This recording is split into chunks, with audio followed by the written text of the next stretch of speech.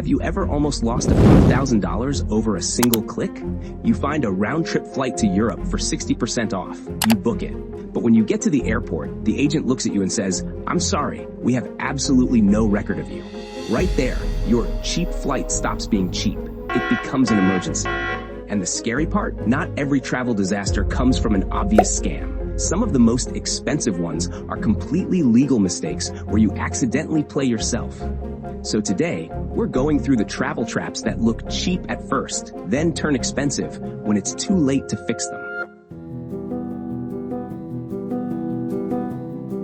Every good scam starts with bait, and in the travel world, that bait is usually a price tag that makes your jaw drop. You see a flight to Cabo for $200 while everyone else is charging $800 with no holiday sale in sight. That's not a secret travel hack. That is a trapdoor. But let's say the price is just moderately cheap. You click through, fill out your info, and by the time you reach checkout, your bargain flight costs more than the luxury option. Welcome to the junk fee avalanche. This is where sketchy sites lure you in with a low base fare, then quietly add pre-checked trip protection, confusing seat fees, and a service fee that only appears right before you pay. It's designed to slowly bleed your budget without you noticing. While you're staring at that inflated price, trying to figure out what happened, they hit you with the psychological warfare, the FOMO timer. You know exactly what I'm talking about. A giant, aggressive countdown clock appears at the top of the screen. Only one seat left. 14 other people are looking at this right now. They want your fight or flight response kicking in so you pull out your credit card before your brain catches up. And if a ticking clock doesn't break you, some of these guys will go straight for the panic button. Imagine you just booked a trip, and an hour later, your phone buzzes with a frantic text message. Alert, your flight has been suspended. Click this link to verify your account. It looks official. It has an airline logo, but it's a phishing attempt designed to steal your login credentials or double charge you. So, how do you beat this entire first phase? It's incredibly simple, and I call it the 5-minute walk-away rule. When you see a countdown timer or get a terrifying text, literally stand up and walk away from your screen for 5 minutes. Go get a glass of water. Break the spell.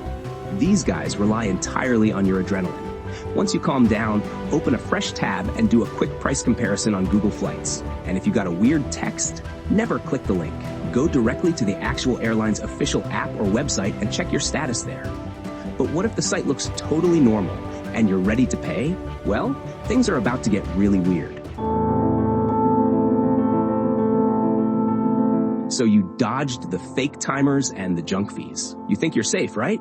This is exactly where they want you. Let's look at the checkout page. A serious travel company should let you pay in normal, protected ways. But if a booking site tells you they only accept gift cards, Zelle, crypto, or wire transfers, get out of there immediately. When a supposed travel agent says just Zelle me the full amount, your wallet should start packing its own suitcase. And here is why that specific detail matters. Let's say you are booking a Royal Caribbean cruise through an independent agent. If they tell you to send the money directly to John Smith instead of to Royal Caribbean, you aren't booking a cruise. You are handing cash to a stranger on the internet. The charge on your statement should point back to the cruise line, hotel, or a legitimate agency with a real business name, not some middleman's personal account. Speaking of middlemen, you really have to watch out for the digital counterfeiters. These guys will build a website that looks identical to Marriott or Delta. Some fake airline sites are so convincing that the only clue is hiding in the address bar. One swapped letter, one extra dash, one domain that feels almost right. If you aren't paying attention, you just handed your credit card straight to a hacker.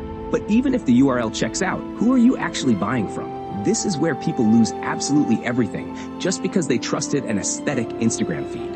You find an agency with stunning photos of the Maldives, but they have no actual website. Their email ends in @gmail.com instead of a business domain. Their phone number goes straight to a generic voicemail, and you can't find a single verified Google review. If they only exist in Instagram direct messages, they can disappear with a single click. If you actually pay them, the receipt you get is an absolute joke. There are typos everywhere, no official letterhead, and most importantly, it is missing the booking reference. No PNR, no confirmation number, nothing you can verify directly. Or maybe you try to find their refund policy, and it's a massive wall of confusing legal jargon that basically translates to, no matter what happens, we keep your money. How do we bypass most of this minefield? When the price difference is small, book direct. Go straight to the airline, hotel, or cruise line. Double-check the URL and keep your money on secure platforms. And if you do use a third-party site, make sure it's a real company with verified reviews, clear contact information, and a confirmation number you can check directly with the airline or hotel. And here's the uncomfortable part. Not every travel trap is a scam. Some are perfectly legal. Some even look like smart planning, until one delay, one storm, or one missing confirmation turns your deal into the most expensive option on the screen.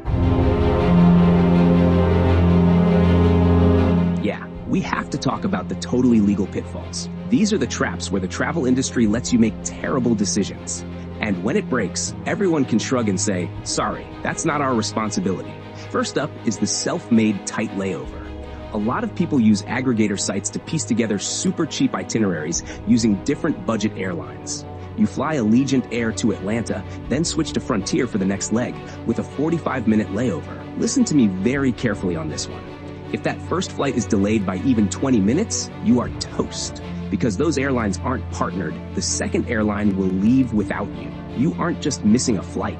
You are going to be buying a brand new same-day ticket out of pocket at the absolute highest premium. Then there is the gear risk. You've got a $3,000 camera and a MacBook stuffed in your checked luggage.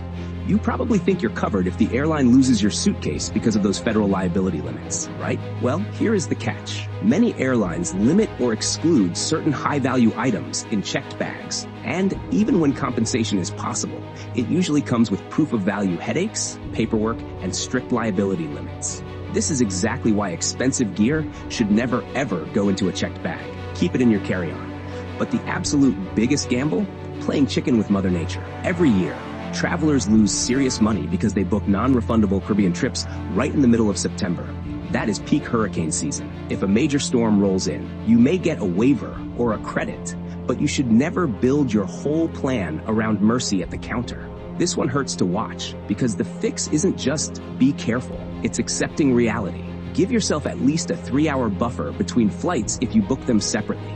If you're putting down non-refundable money, look at travel insurance as soon as you make your first trip payment, not the night before you fly. It is literally the difference between a minor headache and a total financial wipeout. But speaking of ultimate safety nets, what happens if you do everything right, you stay careful, but you still somehow get scammed? I've got one final unbreakable rule that will save your skin.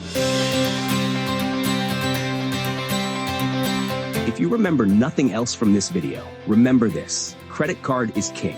Never use a debit card as your first line of defense for travel bookings. With a debit card, the money leaves your checking account immediately. If something goes wrong, you're fighting to get your own cash back. With a credit card, you have a dispute process. If you paid for a flight, hotel, or tour that was never actually delivered, you can contact your card issuer, show your documentation, and challenge the charge. Is it magic? No. You still need proof. You still need screenshots, receipts, emails, and dates. But compared with wiring money, sending crypto, using gift cards, or paying some stranger through a payment app, a credit card gives you the strongest fighting chance. Travel is supposed to be an escape, not a stress test for your bank account. By slowing down and verifying what you're buying, you can protect your wallet and actually enjoy the vacation you paid for. Because the best travel deal isn't the cheapest one on the screen. It's the one that still exists when you get to the airport. Now I want to hear from you. Have you ever caught a sketchy travel red flag at the last second? Or learned one of these lessons the hard way? Drop your story in the comments so the rest of the community knows what to watch for. Don't forget to hit like if this video saved you a headache, subscribe for more ways to travel smarter, and I will see you in the next one. Safe travels.